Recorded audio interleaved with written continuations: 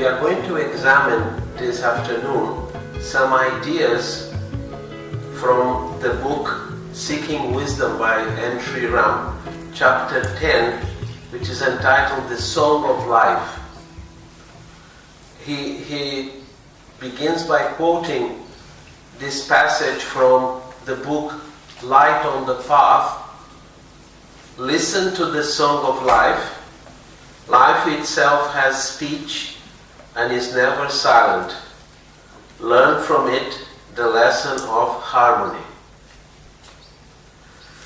But before we proceed, I would like to mention to you a passage from an instruction by Lord Buddha to his disciples. This was not included in his public sermons. It was an instruction that he gave to his disciples. And you will know that it has to do with listening at a very deep level. He used the metaphor of a householder. You will have to picture this in ancient India 25 centuries ago, North India. There was a householder who had a small rural property. He had a family, wife, children, servants. It was very traditional at that time. Some animals, some farm animals, and he led a happy life. He was content with his family, with his work, and his property. The Buddha said that one night, very late, probably in the middle of the night when the entire household was asleep, the householder heard some knocks on the door. So he got up, went to the door, and opened the door, and he saw a stranger who said to him, and he looked very weary, tired, dusty.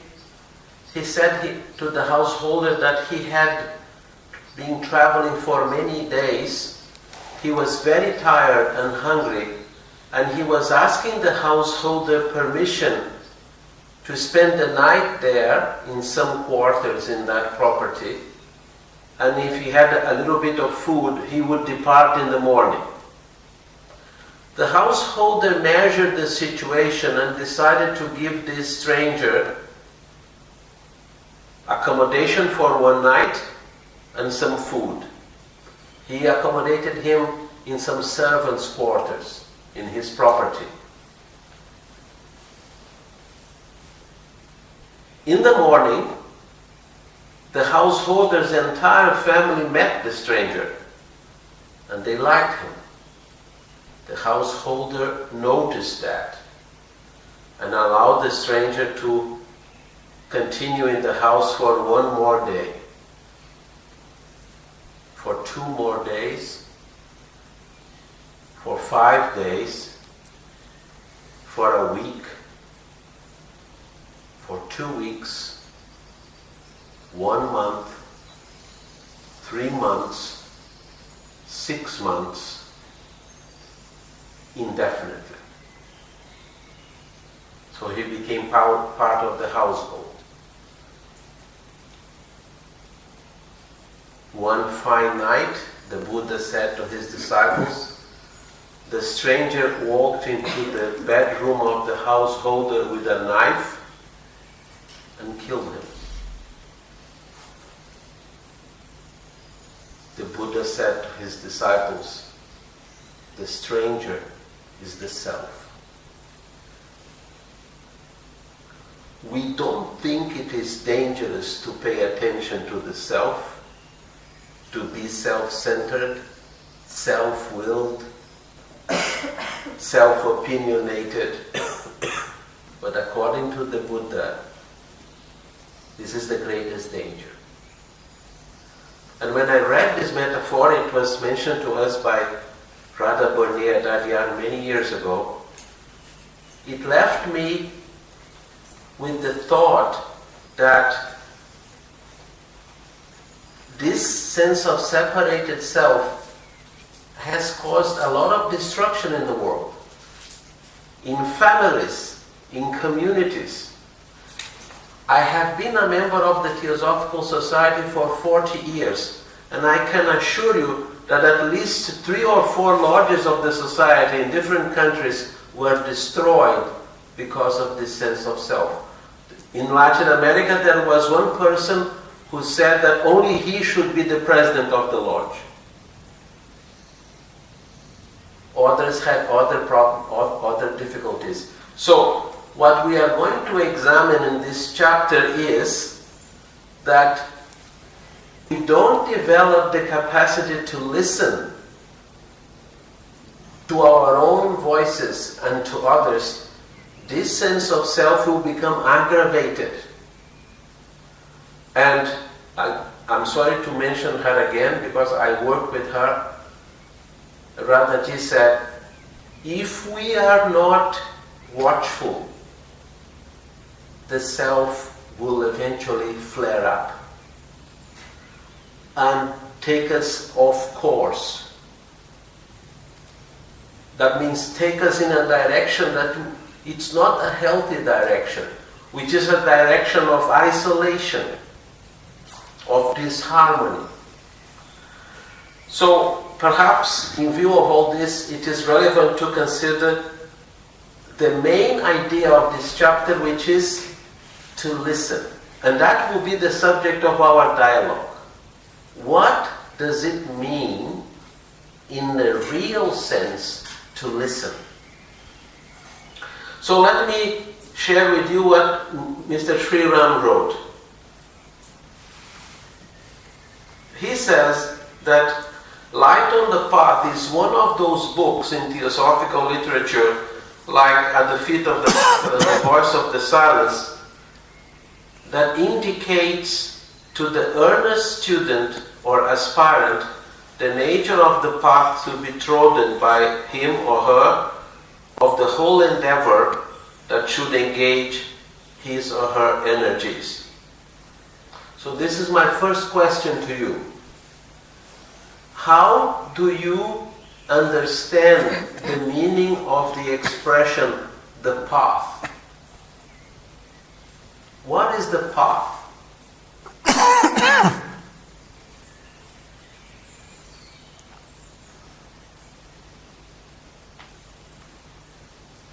A spiritual development.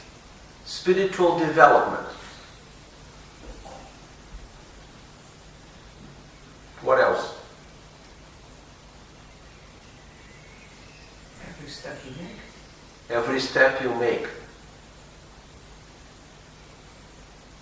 Work, because you need to do it yourself.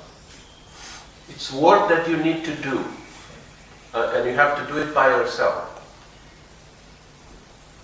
While you think, I'll just share with you, in some other countries they say that the first class after lunch in theosophical gatherings, it's called the killer shift. Because you are still processing that wonderful pasta. And I remember we had a seminar on the ancient wisdom and in the world religions at Adyar many years ago, and I had to preside or to chair a session immediately after lunch. That means 2 p.m.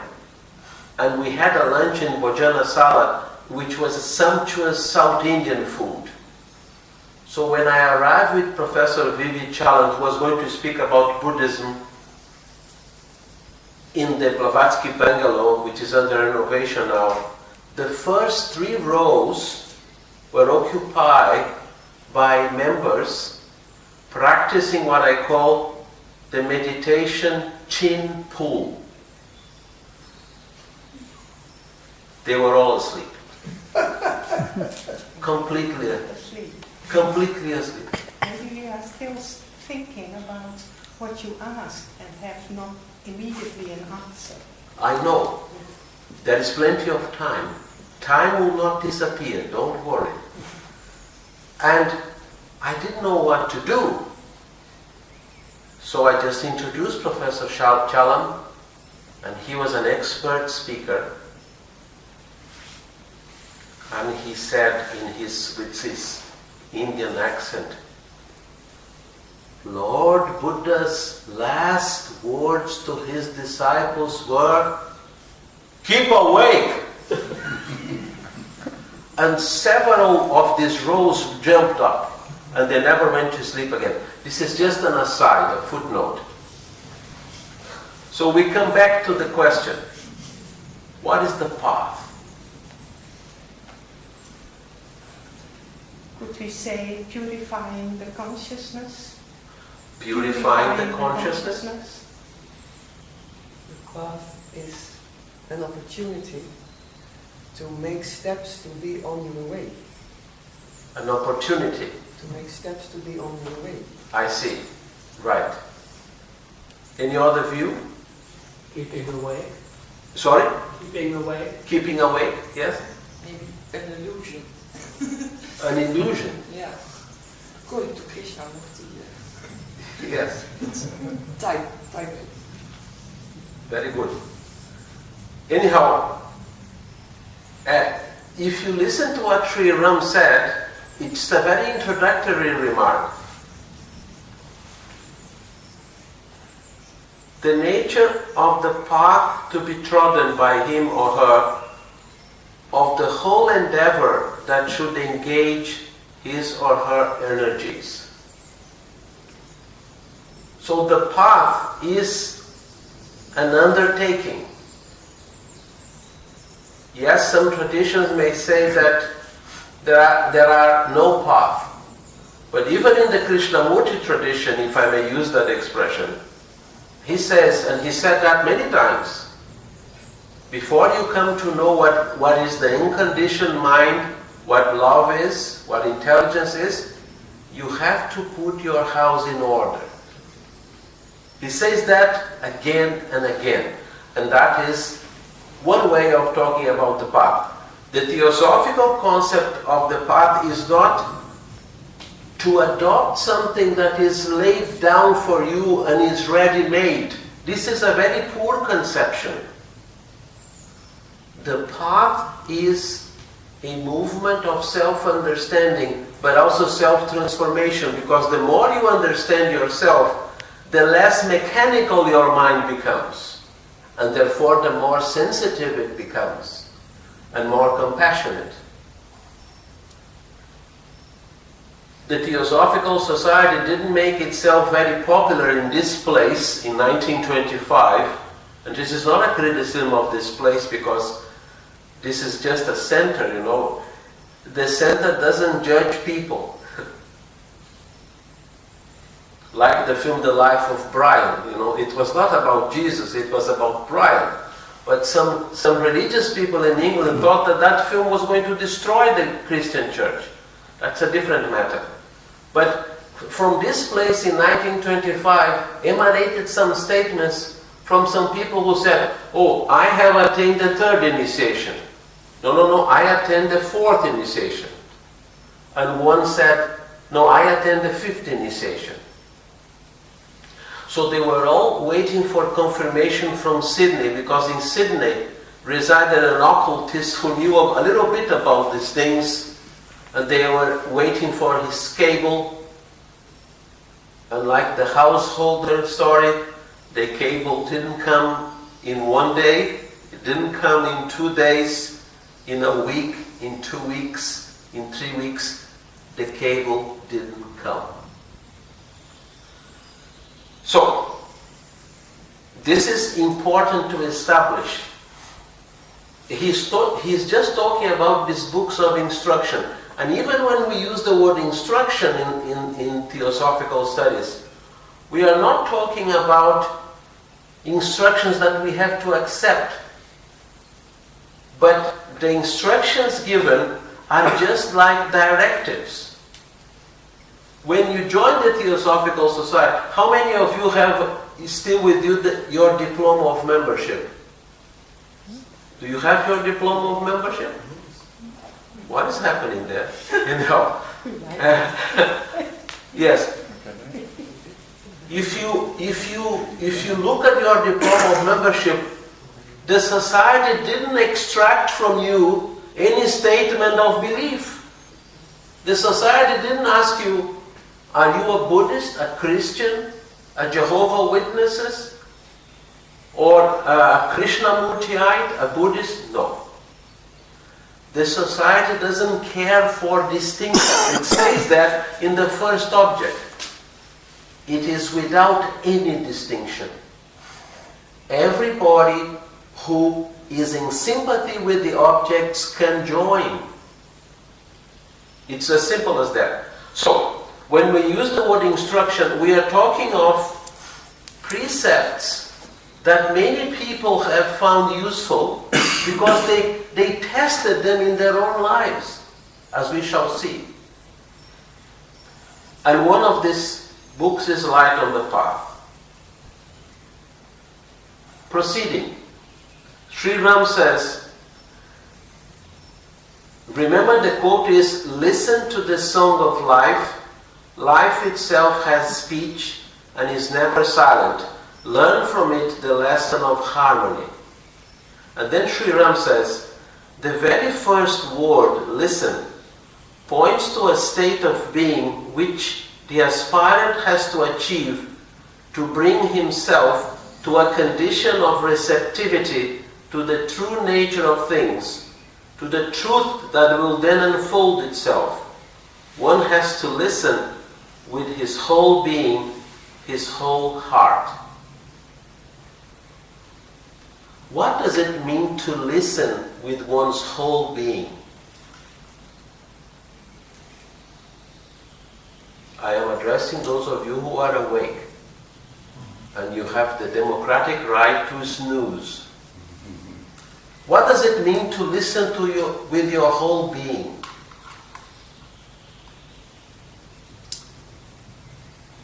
To be silent. Huh? To be silent. To be silent. To be, I'm looking for the word, receptive for in all your different bodies, so to say, this is what is coming. So be open, transparent to everything that is coming. Did you hear what he said? Please repeat a little bit. Yes. To listen with your whole being, to be receptive, to listen with all your vehicles so that you fully understand and are receptive to what was said. Yes? To use all your senses. Are you shouting?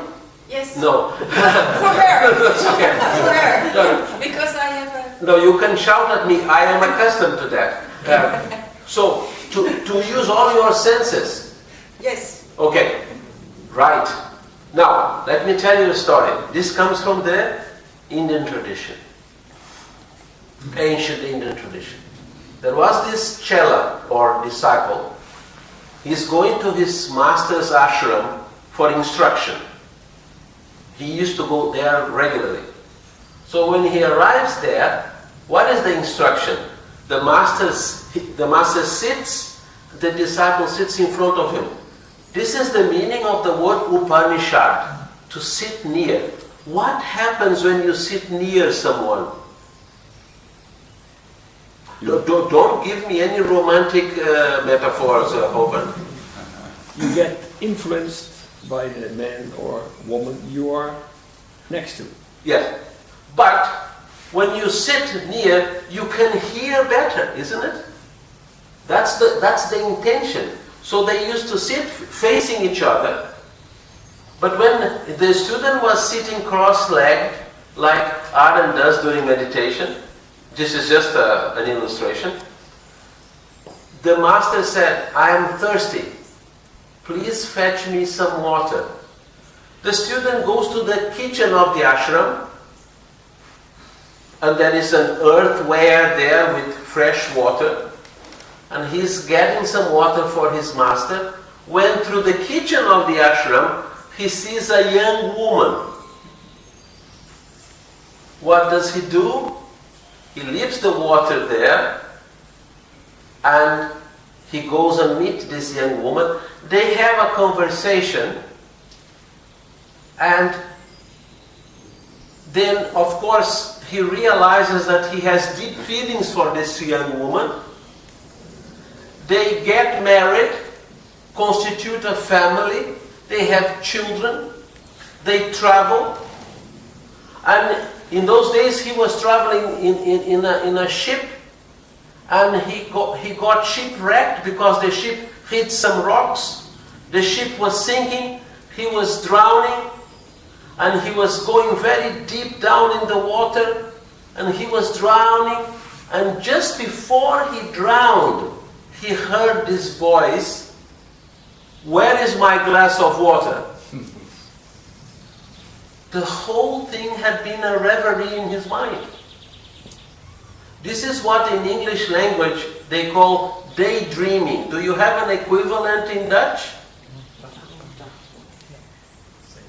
Do you know what daydreaming is? You are talking to someone, suddenly your mind is off. Or you remember something, you get engrossed into that, and that takes you away from the present moment. So, the advice from Mr. Sri Ram is that one has to listen with his whole being, his whole heart. How do you understand the expression to listen with your whole heart?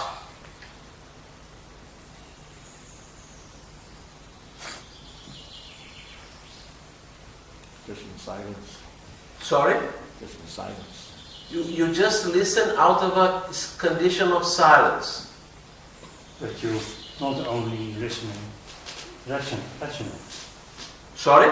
That you not only are listening rational. You are not only listening To the words. rationally. Not only to the word. Some authors interpret the expression with the whole heart as with complete attention. For example, there is a Buddhist sutra called the Metta Sutta, which also comes from the Buddha, that says that we should pervade the world, every corner of the world, with a feeling of compassion and loving kindness. The first quarter, the second quarter, the third quarter, the fourth quarter, the entire world. And that has to be done not piecemeal, not during the intervals while you are checking your text messages, but with your whole heart. Another story from another tradition, which I think exemplifies this. This comes from the Jewish mystical tradition. There was a rabbi in Europe who used to visit Jewish communities, and one of his jobs was to certify if they were singing the Torah, their sacred scripture, according to the religious metric of Judaism. It's a very profound book, and it has to be sung in a certain tonality. So he was questioning these people, and in that meeting, this very humble peasant said to the rabbi, "I'm sorry, brother rabbi, I cannot sing according to the prescribed metric. I don't know how to do it." And the rabbi was very, very annoyed and told this man, with all his authority as a rabbi, if you cannot sing the Torah according to the prescribed metric, you are hereby ordered to stop praying. The poor peasant said, "All right, I accept your authority, I'll stop praying." Guess what happened next? On that night, the rabbi had a very significant dream in which God himself appeared to him and said, "A very important part of my work is being left undone since you have stopped that peasant from praying." The next morning, the rabbi went where the peasant was and begged him to continue to pray with whatever metric he wanted. What is the meaning of the story? Sincerity of heart is much more important than conventionalities. And also that who are we to judge the inner life of another person? We don't have that authority. And it's a very dangerous thing to call that authority to us. That's why, as I said, when the society was formed, there was no question of asking what is the belief system of the members. Then Sri Ram says there has to be a condition of silence in him for him to hear what life has to say, a condition in which he projects no ideas from the storehouse of his memory. I'll repeat that. It's an important statement. There has to be a condition of silence in him for him to hear what life has to say, a condition in which he projects no ideas from the storehouse of his memory. So, in order for listening to take place, ideation, excessive thinking have to be reduced. Of course, we still need thinking for a number of things in life.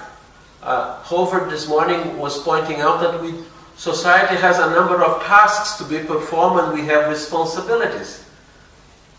But this is something different. This is something that whenever we have to seek to learn something at a deeper level, our excessive memory, excessive thinking, excessive ideation needs to be scaled down.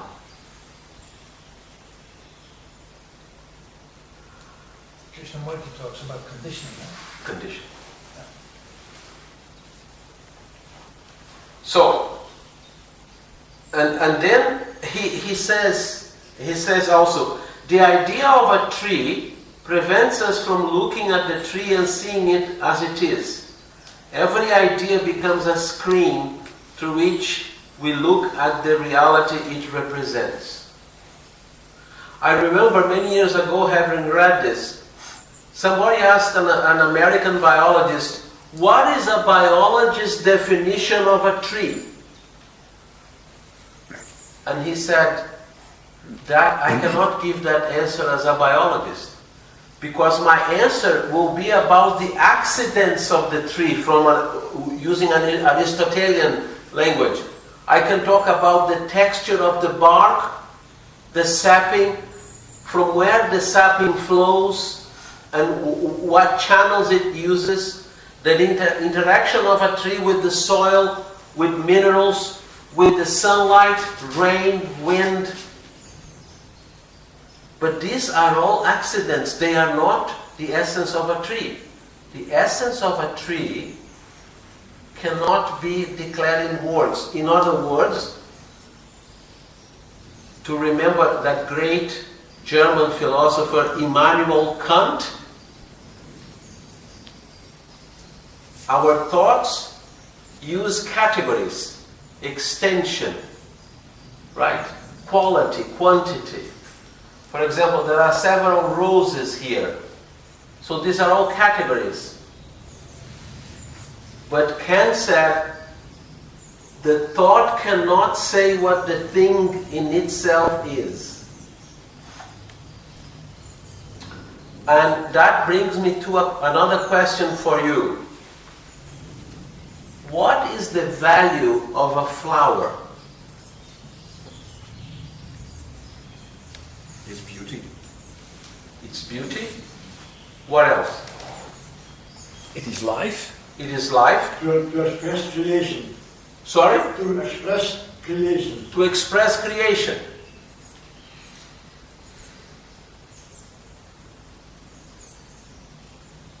Do you think that these characterizations describe the real value of the flower?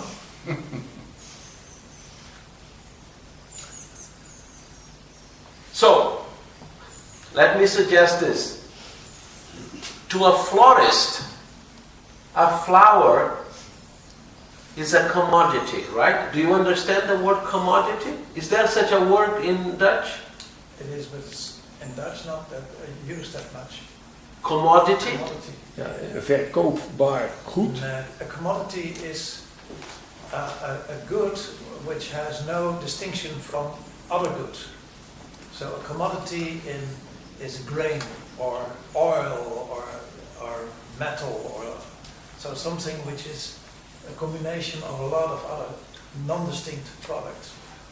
Anyhow, in other words, I could use the word product. So for a florist, a rose is a product that he or she sells and buys and so on. For someone who wants to embellish his or her environment, the rose becomes an aesthetic object, right? It conveys a certain sense of beauty. For someone imbued with a certain romantic feeling, and I'm not going to ask the man present here, when was the last time you gave someone a rose? Because it would be too indiscreet. But for someone imbued with a romantic feeling, the rose acquires this, it becomes a romantic symbol.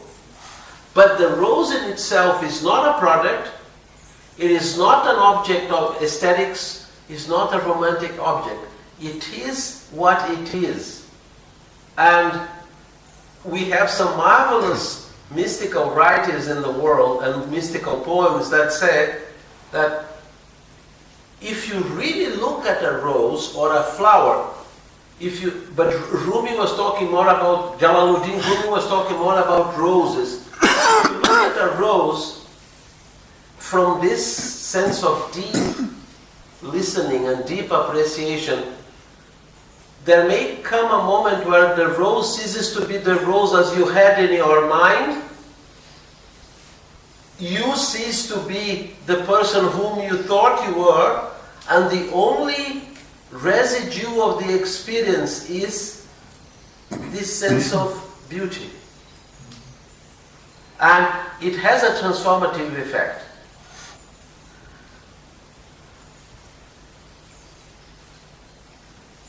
Now, I have another question to ask you. Sri Ram says that the idea of a tree prevents us from looking at a tree and seeing it as it is.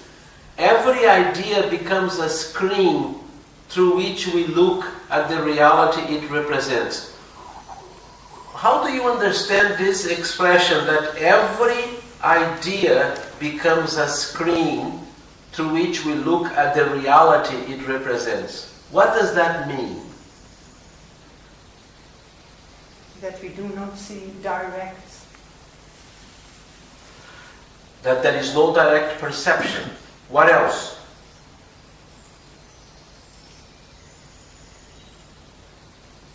Every thought is a limitation. Every idea. The thought. Every thought. every idea that. So there is an inherent limitation there. We need the process of thought to process practical things. Mm-hmm. But when we try to describe living things, it's not always successful. Now, I have to ask you a personal question. You don't need to answer it, but you can think about it. Because it has to do with about this screening and what is direct. Can you remember what you felt the very first time you felt in love in this life?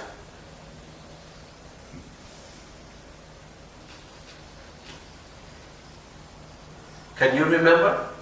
A long time ago. Yes. I asked this question to an audience in Australia, and an elderly gentleman on the front row said it was a mess. I had the proviso that you don't need to say anything. But if you can recollect that, this is a big deal, as they say in common language, because it is the first time that your heart really opens up. And there is an element there which seems to be intangible. That was just my attempt to convey this feeling. What is intangible? Ongrijpbaar. Sorry? You have already explained in Dutch. I have translated it. Very good. I'll pay you fees later on. Now, so in this subject of perceiving accurately beyond the screen, not using the screen, this is associated in today's world with cynicism. Do you have a particular word in Dutch for cynicism? Same way. The same word. Cynism. Yes. And Oscar Wilde defined the cynic as a person who knows the price of everything, but who doesn't know the value of anything. Do you see the distinction? It is a person who knows the price of everything, products, commodities, categories, but that person does not know the value of anything. That is the cynical mind. Right? And for all what we can see, there are a lot of cynical people in charge of many affairs in the world. Because sometimes, for example, many people are commenting that the new Prime Minister of New Zealand is causing a quiet revolution because she's putting billions of dollars in health and education. In her country, of course. And because she believes that, and she says there is the need for that. Now, Sri Ram continues. We use the word life in two senses. We use the word life in two senses. In one sense, it is all that happens to us, the panorama and incidents that affect us. These two have something to say, but it is in the other sense of the flowing stream of life, its movement through every living creature, continually causing changes both in the material vesture and the condition of its consciousness, that life directly utters its message. Its action has meaning. Without action, there is no life. I'll just read for us to consider this. There are two senses to the word life according to him. In one sense, it's all that happens to us. We say, oh, my life this, my life that, you know. All the things that happen, I have bills to pay, I have a sink to clean, and I was trying to rinse the dishes, and I was very immediately told, no, you don't rinse anything here, we put straight into the dishwasher. Now I'll have to have a talk with my dishwasher at home, and I said, look, I have been doing too much work for you, you have to deal with all this. But there is another sense to the word life, and he says, of the flowing stream of life, its movement through every living creature, continually causing changes both in the material vesture and the condition of its consciousness, that life directly utters its message. Its action has meaning. Without action, there is no life. How do you understand this statement? Without action, there is no life. He's talking about life in all its glory, all its species and creatures and so on. What do you make of this statement? Without action, there is no life. Yes. Well, I think now if action, then I think that someone or something which is doing something. But life can also be a stream without someone or something causing it. Yes, precisely what he said, that life is continually causing changes both in the material vesture, that means in the bodies of things, and the condition of its consciousness. Of its consciousness, of its Of its consciousness. Each. It's ITS, not ITC, ITS. Yes, okay. Its consciousness. So, without action there is no life. In other words, life is movement, Yes. isn't it? But is action the same as movement? If life is energy, there is a universal law that energy is always in movement.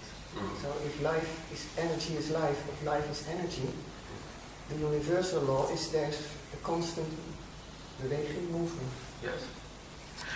Have you heard about the new species that are being discovered from time to time?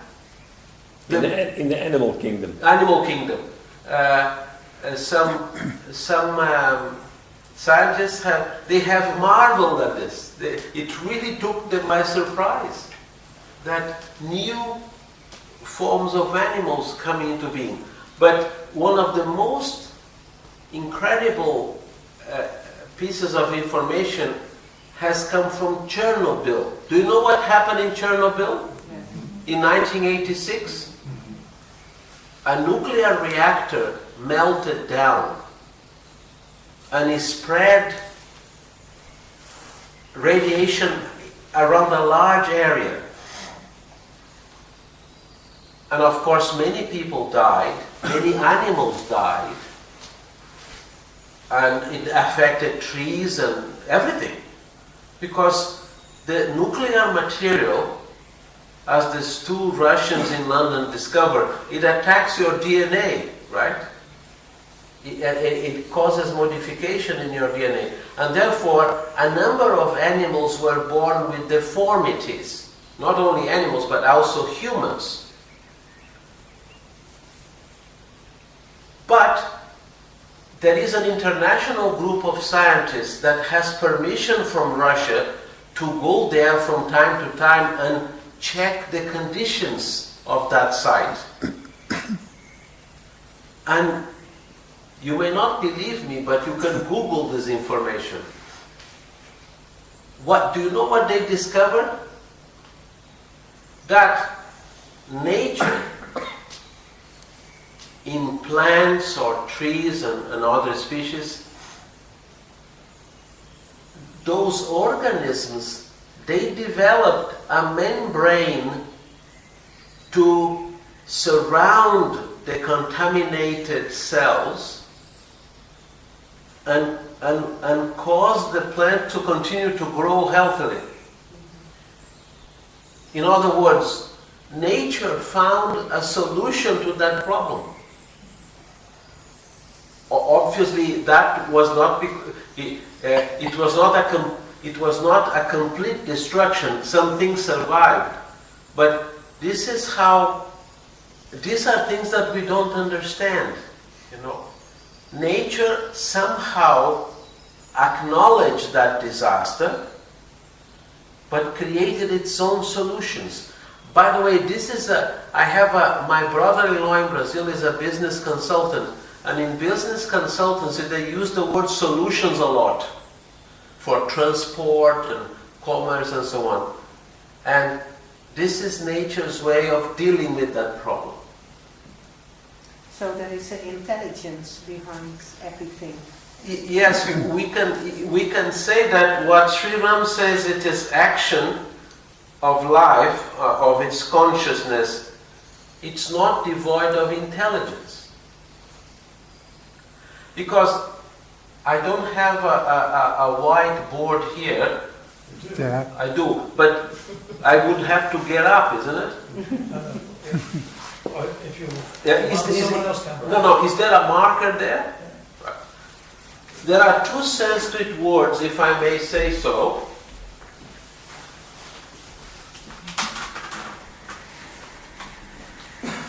Thank you. Sorry, yes.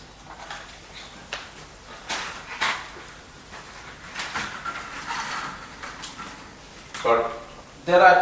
Thank you. There are three Sanskrit words which are associated with the nature of existence. And they are Sat, which means being or existence in itself.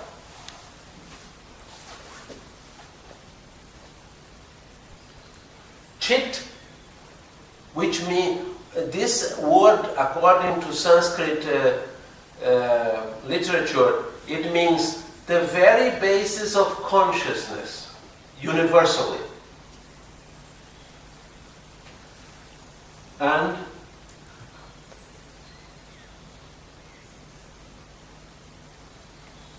Anand, and that means Bliss. bliss, which means, but bliss with a difference. It is a bliss which is not caused by anything else.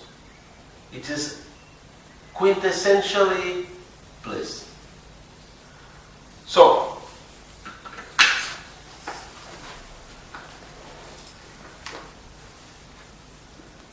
and what we call life is a manifestation from these principles. So, you will find that there is a sense of inherent existence or truth, if you like. Actually, that was the word that Madame Blavatsky wanted on her ring. Sat, together with the two triangles. Because that also means truth. At a deeper level, it means boundless existence.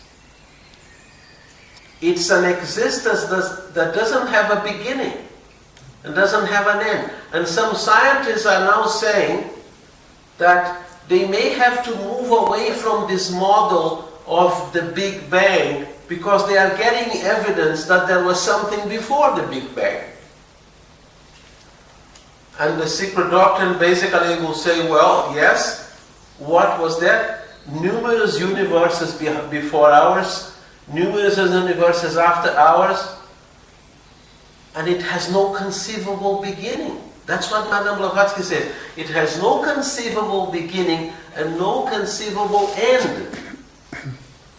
So, and then it has Chit. Everything is intelligent.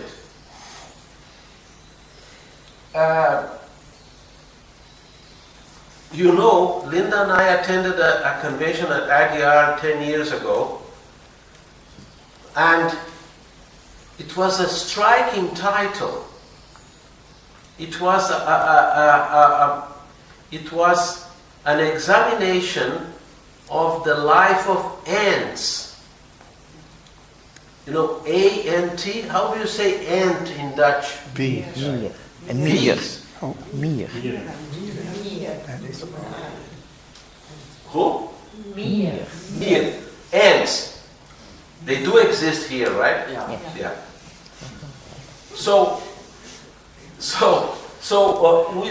we were watching with great interest, and he said that some scientists, they studied the behavior of ants for many years, they documented that, and do you know what they discovered? That the ants always choose the most effective route between the site of collection of food and the site of storage of food. They don't waste energy going here and there, and, you know. For example, in order to go to Amsterdam, they don't need to go to Utrecht, Zwolle, and then Amsterdam. They go directly there, like we did by train. So, and what did they say? They examined this, and then they used the information of that research to develop more efficient computer networks with less expenditure of energy. Came from the ants. Now, another example. How many of you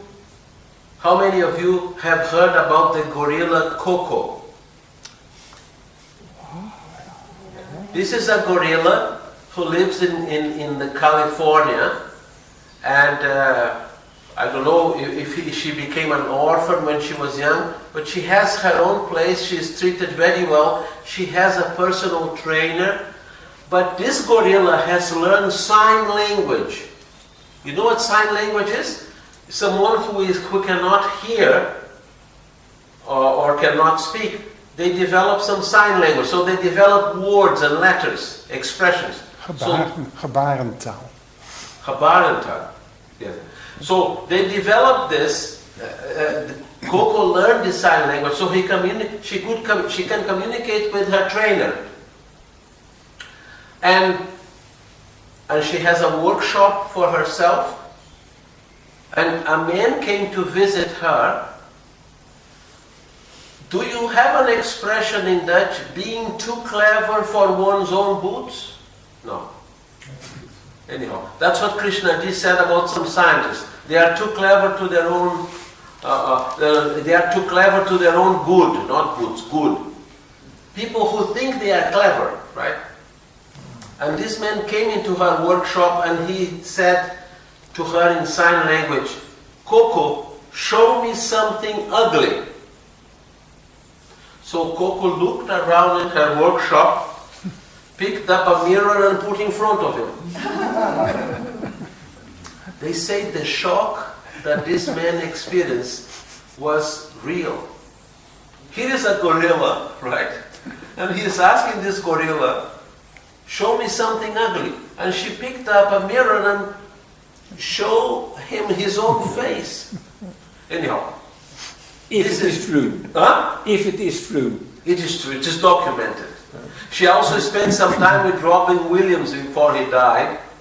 And anyhow, and there are many other examples. I have also read that in New Zealand, and it happens very often, some whales, do you have whales here? No. Some whales get beached up. They get stuck in the sand and they die. So some whales got beached up, 2 of them, and the local community rushed to the beach to try and help them, but they were too heavy. You would need trucks or something else.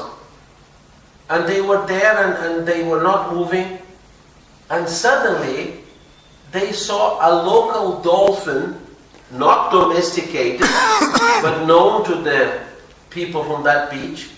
This local dolphin called Bozo, they nicknamed him Bozo, he came very near the whales, and the moment he stayed there for a couple of minutes, do you know what the whales started doing?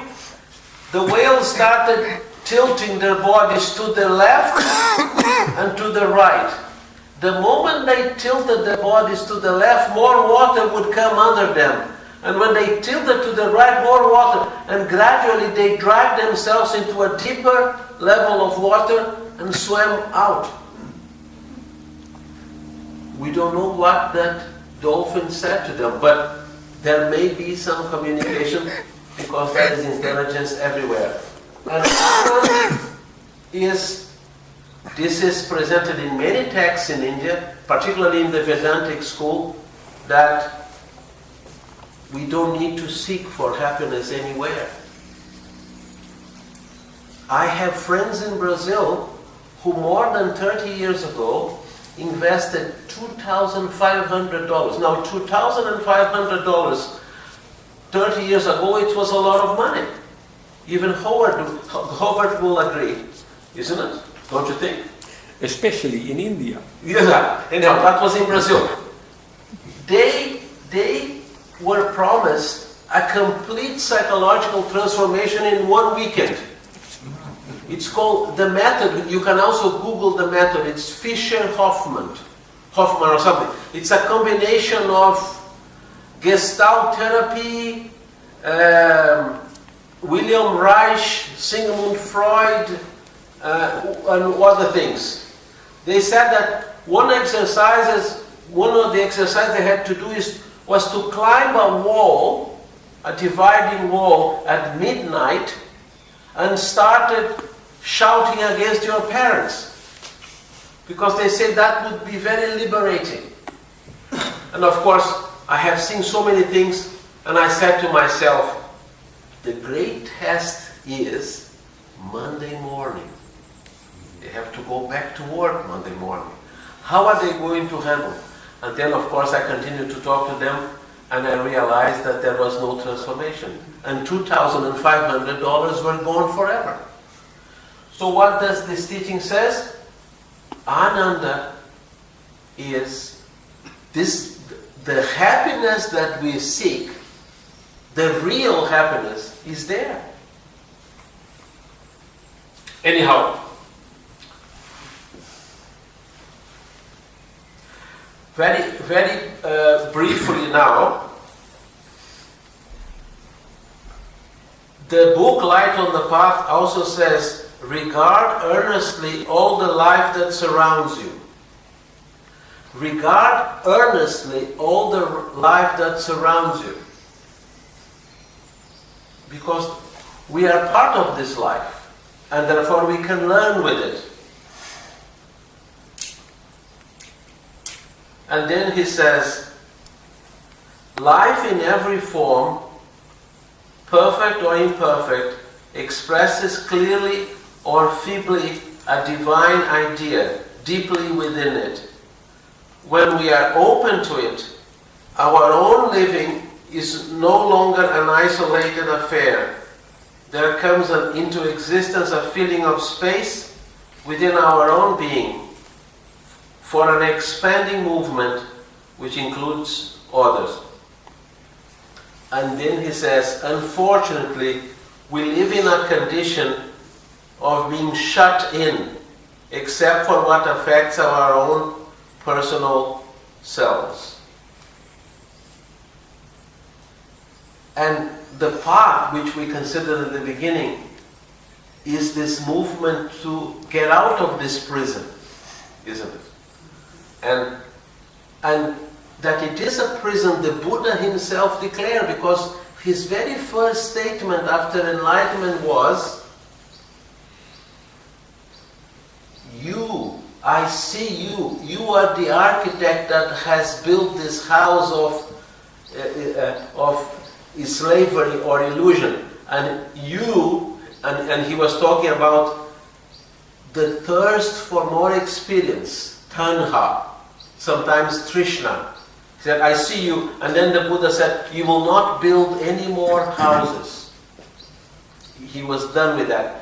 But it's also true that when he attained enlightenment, which is an ending of all illusion, he could see existence at such a deep level that he came to the conclusions that the human beings will not understand that.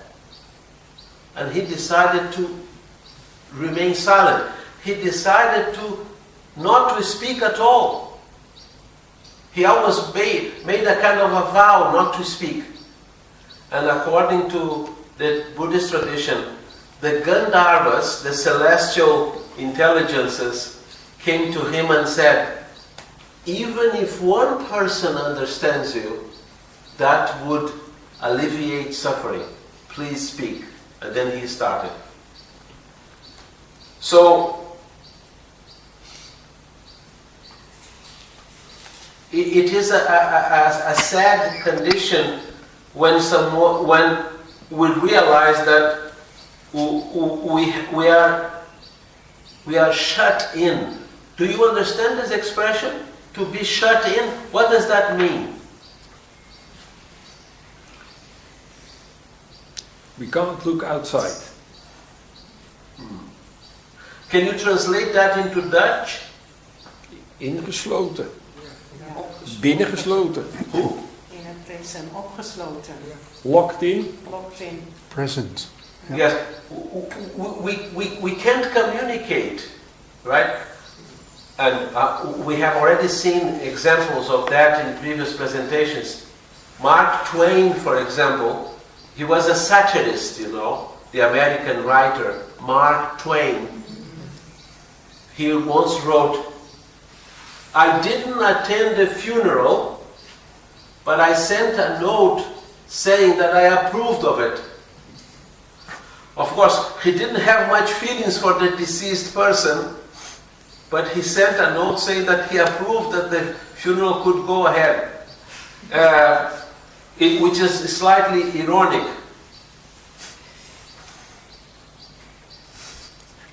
So why do you say this?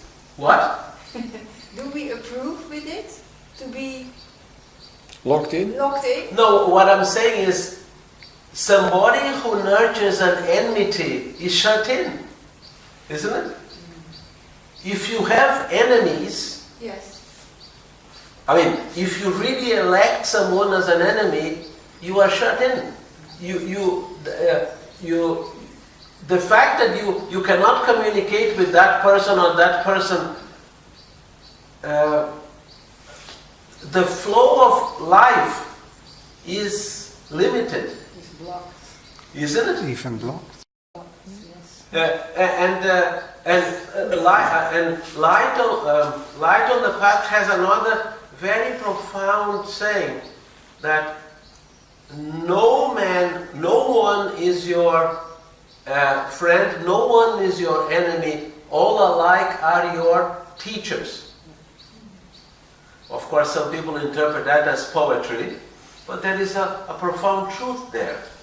Because, you know, if I say, well, I don't like that person, we are not forced to like everyone, but the moment you develop a personal reaction, you have ceased to learn. Because that will affect your consciousness. And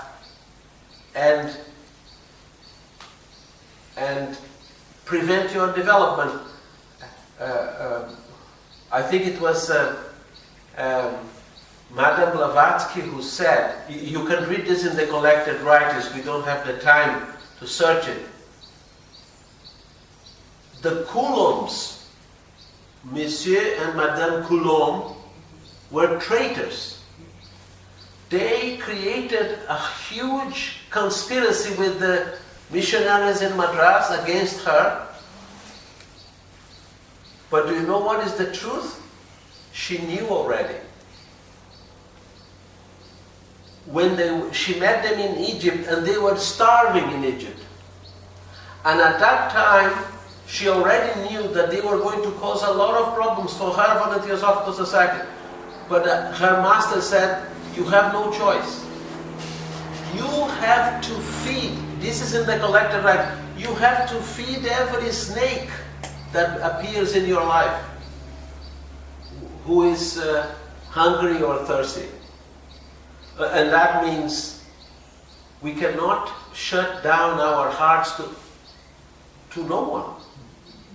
Because if we do, our own progress towards this self-realization is limited. Then he also says that every living thing exists for the enjoyment of its life, its movements, not for our own gratification. Then he goes on to say, and yet we have reified nature. The concept is, the Latin word res means thing. The reification is to consider natural things as objects.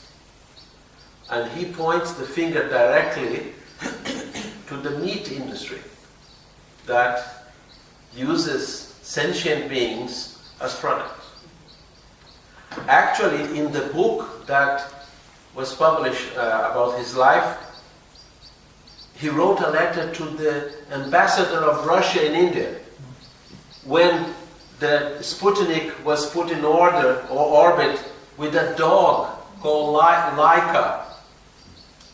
And he was one of the only leaders who wrote a letter and I said, we object, on behalf of the members of the society, we object about this because this is not the way of treating a sentient being. He also was very, very vocal about the invasion of Tibet. And he said that the UN need to act because it's an ancient culture and it's not right that an entire nation is subjected to this kind of domination. Anyhow, he made his statements, but he was still the president of the TS and he occupied himself in that position. All right, the time is almost up, so can we for a few minutes consider this question? Are you awake?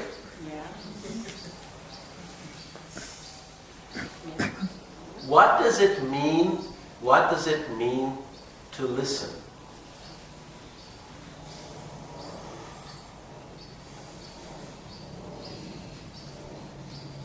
Remember, we are not trying to score points. We are not trying to be clever. We are just trying to investigate as fellow students of theosophy. What does it mean to listen? To forget about yourself. To forget about yourself? You? Space. Space. Space. Yeah. Time. Yeah. Also to yourself. To give. Yeah. To give yourself space. Yeah. This space. What else? To live in the present. To live in the present. Inner silence. Inner silence. To receive wisdom. To receive wisdom. Openness. Openness. To be silent. To be silent. According to Krishnamurti, listening means transformation. It's equal. Yes. Aryan is saying that according to Krishnamurti, Krishnamurti equates listening with transformation. How do you say bless you in Dutch? Gesundheit. Gesundheit. Okay. So, yes. Patience. Patience. Patience.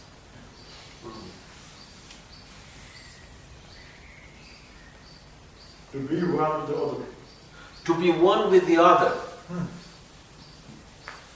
You see, these are different ideas regarding one question, and many traditions have considered this as important. In the Christian tradition, we know, it is in the Gospels, that Jesus would more or less chastise his disciples by saying, you have ears and you don't hear.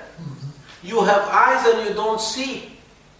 And he was very, for example, there is that beautiful passage, it's one of the most moving passages in the Gospel, where a bunch of men brings a woman before him, and they say, she was caught in adultery.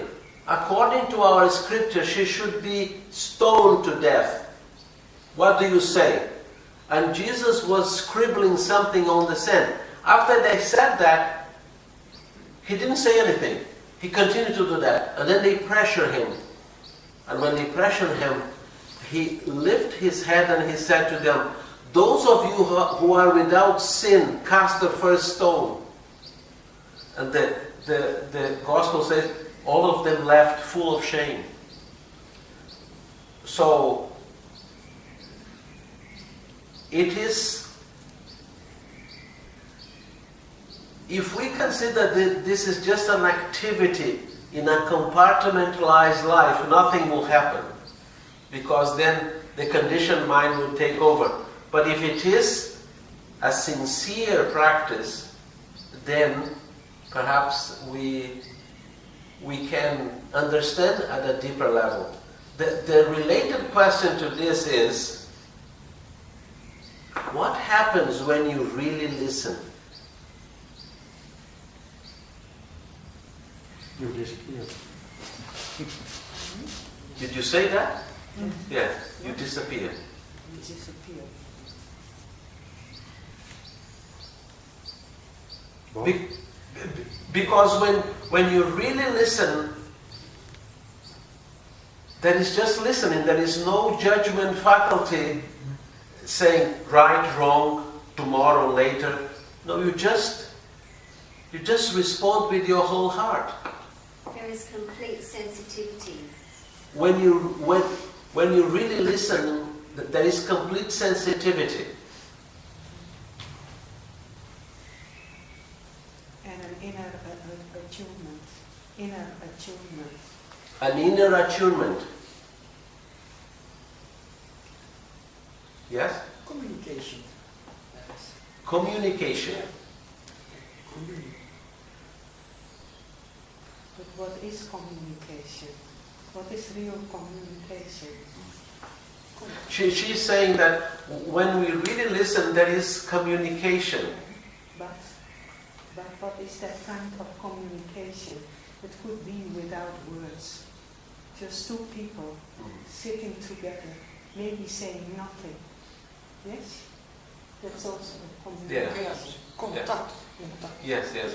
The word communication is very vast because it can be verbal or non-verbal. And in the Indian tradition, they say, the question was asked, how can the true self be known? That means Atman. How can the true self be known? And the teacher replied, by listening, reflecting, meditating. Listening is not the end of the process according to this view. But what listen does is it completely purges the personal mind from the dross of experience, the residue of experience. So the mind becomes sensitive, and only when the mind becomes sensitive, it can begin to really reflect on things of importance.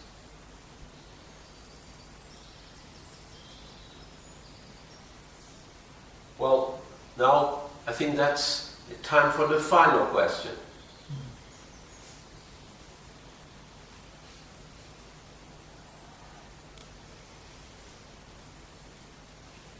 What is the relationship between listening and silence?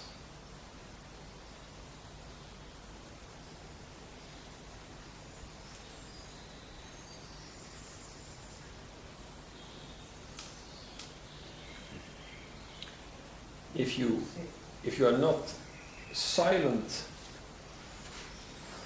if you don't have a silent mind, you can't listen. You're a silent mirror. Mirror without any disturbance. A silent mirror without any disturbance.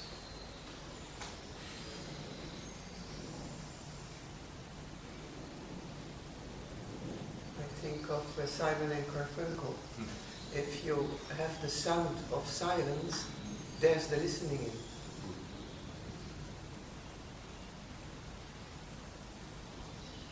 Yes, the book, The Voice of the Silence, suggests that there is a paradox, isn't it? The voice of the silence. There is silence, but out of that silence there is a voice that speaks. And one of the great Christian mystics suggested that it's only in the depths of consciousness. He doesn't use the word consciousness, he used the word soul, but we can understand what he is saying. When the soul is free from all accumulations, then the soul can hear that word. But he said, that word is not a theory. That's the birth of Christ in the soul, which in theosophical literature suggests